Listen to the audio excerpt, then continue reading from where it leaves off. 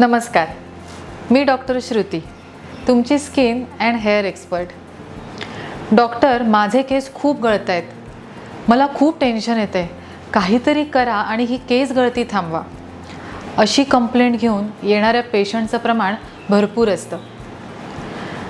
सगळ्यांचा एकच प्रश्न असतो, माझे केस का गळत आहेत, का विरळ होत आहेत, का कमी होत आहेत. आज या सगळ्या प्रश्नांची उत्तरं मी तुम्हाला देणार आहे आजच्या या व्हिडिओमधून. या व्हिडिओला लाईक करा, शेअर करा आणि सबस्क्राईब करा.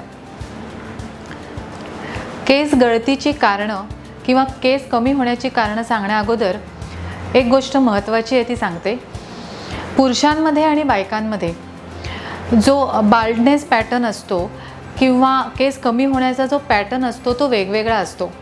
युजुअली पुरुषांमध्ये आपली जी हेअरलाईन असते ती मागे मागे सरकायला लागते. टाळूच्या दोन्ही बाजूचे केस असतात ते मागे सरकतात आणि टाळूच्या मध्यभागी केस विरळ होऊन कालांतराने तिथे टक्कल पडतं. पण बायकांमध्ये मात्र असं होत नाही. बायकांमध्ये केस विरळ व्हायला लागतात, भांग रुंद व्हायला लागतो. अनेकदा पेशंट असं सांगतात की डॉक्टर, केस गळत नाही आहेत पण विरळ होत आहेत आणि आतमधलं स्काल्प दिसतंय. तर आज याच कारणांबद्दल आपण बोलणार आहोत. सगळ्यात पहिलं आणि महत्त्वाचं जे कारण आहे ते म्हणजे अनुवंशिकता. दोन्ही पुरुषांमध्ये आणि स्त्रियांमध्ये अनुवंशिकतेमुळे काही वेळेला हेअर फॉलिकल्स श्रिंक होतात. हेअर फॉलिकल्स म्हणजे अशी जागा जिथे नवीन केसांची निर्मिती होते. ते श्रिंक झाल्यामुळे होतं काय, तर केसांचं पोषण कमी व्हायला लागतं. जे केस आहेत ते विरळ होणं किंवा गळणं ह्याची सुरुवात होते आणि नवीन केसांची निर्मिती पूर्णपणे थांबते. यामध्ये जर वेळीच ट्रीटमेंट सुरू केली तर नक्की फायदा होतो.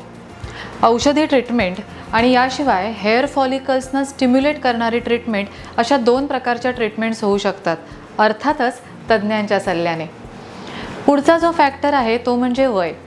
एका ठराविक वयानंतर असेच हेअर फॉलिकल्स श्रिंक होतात, नवीन केसांची निर्मिती थांबते आणि आहेत त्या केसांचं पोषण कमी व्हायला लागतं.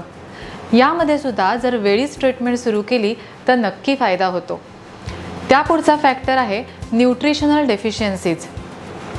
आपल्या आहारातनं काही घटकद्रव्य जर आपल्याला कमी प्रमाणात मिळत असतील तर केस गळायला लागतात. उदाहरणार्थ झिंक, प्रोटीन किंवा बायोटीन यासारखी जी घटकद्रव्य आहेत यांचं जर प्रमाण कमी असेल तर नक्कीच केस गळतात. शिवाय सध्या वर्क फ्रॉम होम सुरू आहे, त्याच्यामुळे बाहेर जाणं कमी झालं आहे आणि त्यामुळेच विटॅमिन D3 डेफिशियन्सीमध्ये सुद्धा केस गळतात. याचे उपाय अगदी सोपे आहेत.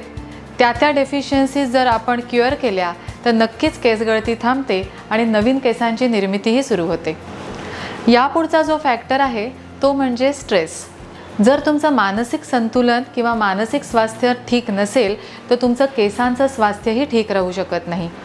यावरचा उपाय म्हणजे योगा, मेडिटेशन अशा गोष्टींनी मनाचं स्वास्थ्य चांगलं ठेवणं.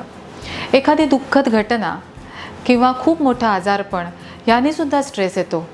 काही जणांना तर आपले केस इतक्या जास्त प्रमाणात गळत आहेत या गोष्टीचाही स्ट्रेस येतो आणि अजूनच केस गळतात. त्यापुढचा फॅक्टर आहे हॉर्मोनल इम्बॅलन्स. PCOS किंवा थायरॉईडसारख्या आजारांमध्ये केस गळती होते, पण त्या आजारांवरचे जर उपाय चांगल्या पद्धतीने केले गेले तर नक्कीच केस गळतीवर आपण कंट्रोल ठेवू शकतो. याशिवाय हेअर रिग्रोथ ट्रीटमेंट्सचा वापर करून नवीन केसांची निर्मितीही करू शकतो. त्यानंतर येतं ते hair care.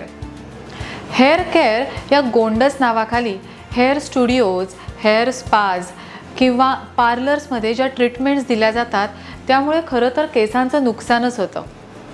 Hair colouring, highlighting किंवा केस कृत्रिमरित्या कुरळे करणं किंवा स्ट्रेटनिंग यामुळे केसांचं स्वास्थ्य खूप बिघडतं. त्यामुळे ह्या सगळ्या गोष्टी थांबवणं हा ह्याच्यावरचा उत्तम उपाय. त्यानंतर येतं हेअरस्टाईल. विशेषतः बायकांमध्ये केस खेचून बांधण्याची सवय असते. त्यामुळे होतं काय, त्या भागातल्या केसांची मुळं अशक्त बनतात आणि कालांतराने ते केस गळतात. यालाच आम्ही ट्रॅक्शन ॲलोपेशिया असंही म्हणतो. त्यामुळे ह्याचा सोपा उपाय म्हणजे अशा पद्धतीने केस न बांधता वारंवार केसांची स्टाईल चेंज करणं आणि सैल केस बांधणं हे उत्तम. या व्हिडिओमध्ये मी तुम्हाला केस गळतीची कारणं सांगितली आणि पुढच्या व्हिडिओमध्ये मी याबद्दलच्या ट्रीटमेंट सांगणार आहे. पुढचा व्हिडिओ लवकरच घेऊन येईन. तोपर्यंत नमस्ते.